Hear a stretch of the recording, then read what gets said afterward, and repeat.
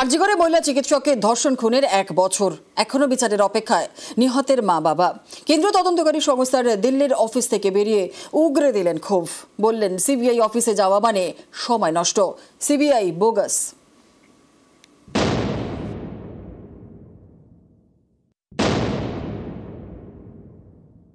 CBI ডিরেকশনে দেখা হলো, CBI এর মতন 140 কোটি লোক যাদের দিকে তাকিয়ে থাকে, যাদের ভরসায় দিন যাপন করে, তারা যে এত ভোকাস একটা জিনিস হতে পারে সে অভিজ্ঞতা আজকে আমার হয়েছে।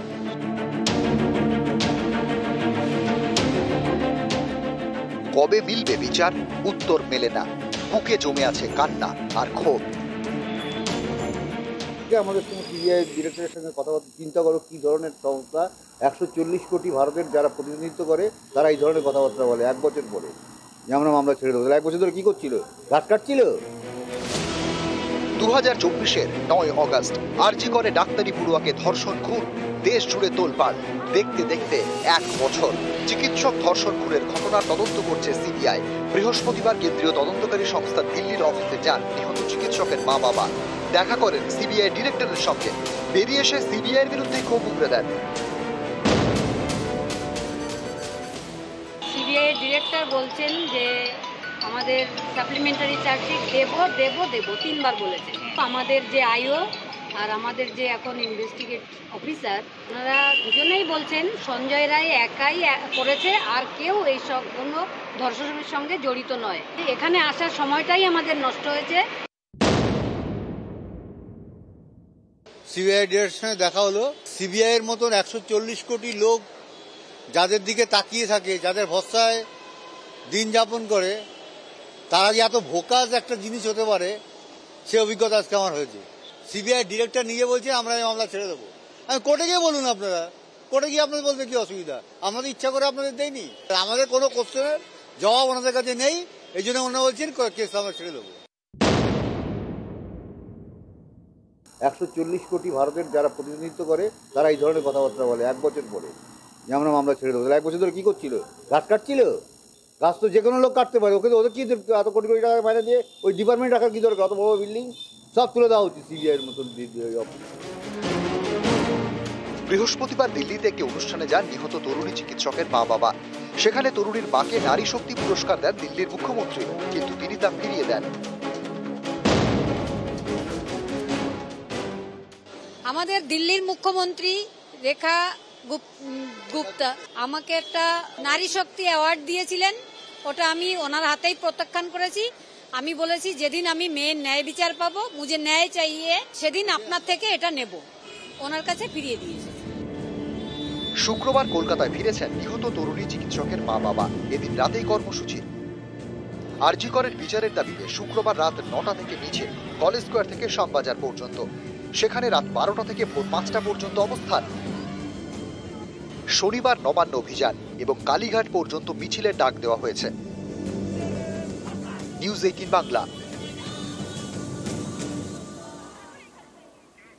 আরজিকর ধর্ষণ খুনে বছর পার, ফের জোরালো বিচারের দাবি। নিহত তরুণীর বাড়ির সামনে বিচারের দাবিতে পোস্টার। সিবিআই সব জেনেও চুপ বলেই ফের তোপ। সিবিআইকে দফায় দফায় তুলে ধরা নিহতের বাবা মায়ের। রাতেই শ্যামবাজারের পথেও ফের সরব সন্তানহারা বাবা মা। সিবিআই আজকে 5টা শুনানি এই একটা জিনিস নিয়েই, কাউন্টার, আবার আমরাও ডিফেন্স, এইভাবেই চলছে। সিবিআই তো বলছে কোনো এভিডেন্স নেই। সব আছে সিবিআই মিথ্যা কথা বলছে। কালকে আমরা যে কোশ্চেনগুলো করেছি সিবিআই কাছে কোনো কোশ্চেনের উত্তর নেই, সেটা আমরা পুরো স্পষ্ট বুঝতে পেরেছি, এবং হয়তো যদিও থাকে তাও ওরা প্রকাশ্যে আমাদের বলবেন। সিবিআইও কোথায় না কোথায় ম্যানেজ হয়ে, আমাদের সীমা পাহুজা যিনি আইও হাতরাসের মামলাটা তদন্ত করেছেন, সীমা পাহুজা এবং সম্পদ মিনাতি সেখানে ডিএসপি ছিলেন, সেই মামলাটা যদি আপনারা একটু স্টাডি করেন তাহলে বুঝতে পারবেন সীমা পাহুজার কীর্তি। তারপরেও আরজি কর মামলা কি করে উনি দায়িত্ব পান, সেটাই আমাদের মেইন প্রশ্ন। নবান্ন অভিযানের বিকল্প জায়গা চিহ্নিত করল পুলিশ। হাওড়া দিকে সাঁতরাগাছি বাস স্ট্যান্ড বিকল্প হিসেবেই চিহ্নিত। কলকাতায় বিকল্প রানী রাসমণি অ্যাভিনিউ। আর নবান্ন অভিযানের জন্য কোনো আবেদনই আসেনি বলেই দাবি পুলিশের।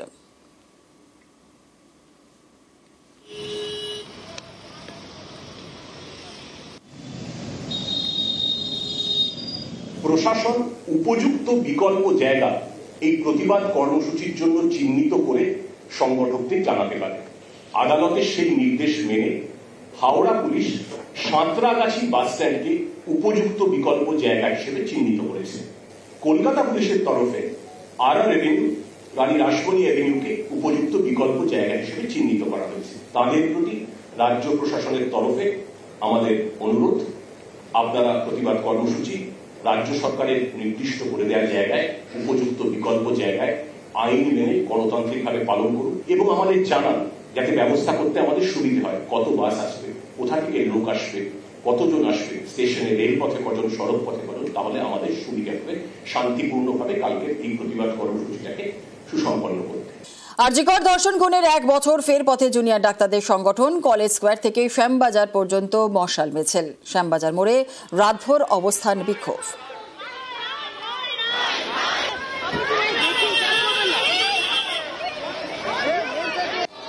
মাঝখানে মশালগুলো নিয়ে আসুন, মাঝখান থেকে আমাদের ভলেন্টিয়াররা সেটা কালেক্ট করে দেবে।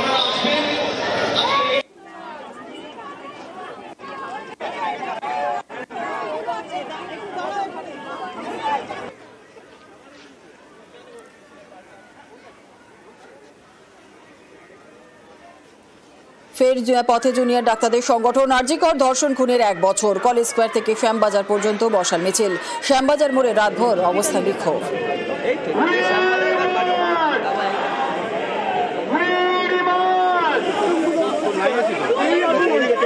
সিবিআই বলল যে চার্জশিটে যে বৃহত্তর ষড়যন্ত্র রয়েছে। তারা বলল যে তথ্য প্রমাণ লোপাটের জন্য সন্দীপ ঘোষ এবং টালা থানার ওসি অভিজিৎ মণ্ডল দায়ী। তাদের 90 দিন হেফাজতে রাখা হলো। তারপরে তাদের বিরুদ্ধে কোনো সাপ্লিমেন্টারি চার্জশিট নেই। একটা খুন ধর্ষণ যতটা অপরাধ, তার তথ্য প্রমাণ লোপাট বা তার পরিকল্পনা করা বা তাকে ধামাচাপা দেওয়া, তাকে সুইসাইড বলে চালানো, সেটাকে টাকা দিয়ে মুখ বন্ধের চেষ্টা, প্রত্যেকটা একই রকম অপরাধ। ফলত যতক্ষণ না অবধি প্রত্যক্ষ পরোক্ষ প্রত্যেকে তদন্তের আওতায় আসবে, আমাদের আন্দোলন কিন্তু চলবে। তদন্ত নিয়ে স্বভাবতই আমরা অখুশি। এক তো ক্রাইম হয়েছে, দ্বিতীয়ত সেই ক্রাইমটি যারা সংগঠিত করেছে তাদের ঢাকার জন্য অনেক চেষ্টা হয়েছে। সিবিআই একটি প্রফেশনাল তদন্তকারী সংস্থা, এই দেশের সর্বোচ্চ তদন্তকারী সংস্থা। সেখানে যদি সিবিআই সেই এক্সপার্টিস না থাকে, তাহলে আমরা কাদের উপর ভরসা রাখবো? কোথাও গিয়ে আমাদের সেটা মনে হয়েছে যতটা না তাদের ইনক্যাপাবিলিটি, তার থেকেও বেশি তাদের সদিচ্ছার অভাব। সেই প্রশ্নটাই আমাদের মনে বারবার ঘুরে এসেছে। কি সেই অদৃশ্য শক্তি, কি সেই অদৃশ্য যোগসাজশ, যার জন্য এই তদন্ত একটা খুবই গয়ঙ্গচ্ছ ভাব নিয়ে এগিয়েছে এবং তার সঠিক যে সূত্রগুলো ছিল সেগুলোকে পর্যালোচনা হয়নি এবং সেগুলো বেরিয়ে আসেনি। নিয়ে আমরা একদম পরিষ্কার আমাদের কথা রেখেছি যে এই তদন্ত যেটা হয়েছে সেটা কোনো রকমের অ্যাপ্রোপ্রিয়েট তদন্ত হয়নি। আপনি যদি সাধারণ কোনো ব্যক্তি যিনি এই ঘটনা শুধুমাত্র শুনেছেন, বিচার বিশ্লেষণ করেননি, একজন প্রান্তিক মানুষ, রিক্সাওয়ালা, চাষি, কৃষক, তাকে যদি জিজ্ঞাসা করেন যে ঘটনা কি একজনের পক্ষে ঘটনা সম্ভব, তিনিও বলবেন যে এটা একজনের পক্ষে ঘটনা সম্ভব নয়। অন্যায় হয়েছে, অন্যায়কারীদের আমরা শাস্তি চাই এবং প্রত্যেকটা অন্যায়কারীকে খুঁজে বের করতে হবে। না হলে কিসের আপনার তদন্তকারী সংস্থা? তদন্ত যদি সঠিক পথে এগোতো তাহলে 1 বছর অপেক্ষা করতে হতো না। এটা কখনো খুব সামান্য, খুব স্বাভাবিক বুদ্ধি যার আছে, কম বুদ্ধি যার আছে, সেও বলছে এরকম একটা ঘটনা একজনের পক্ষে পরিণতি দেওয়া সম্ভব নয়। সুতরাং তদন্ত যদি সঠিকভাবে হতো তাহলে বিচার পাওয়া যেত। 1 বছর হয়ে গেল, সিবিআই যেরকম বিচার এনে দিতে পারলো না, সিবিআইকে ধিক্কার। সেরকম পাশাপাশি এটাও ঠিক যে 1 বছর হয়ে গেল, আগুন এখনো নিভলো না, আগুন কিন্তু জ্বলছে। এটা আমাদেরকে অবিশ্বাস্য রকম অবাক করেছে যে 1 বছর ধরে সিবিআই এরকম একটা কেসের বিচার দিতে পারলো।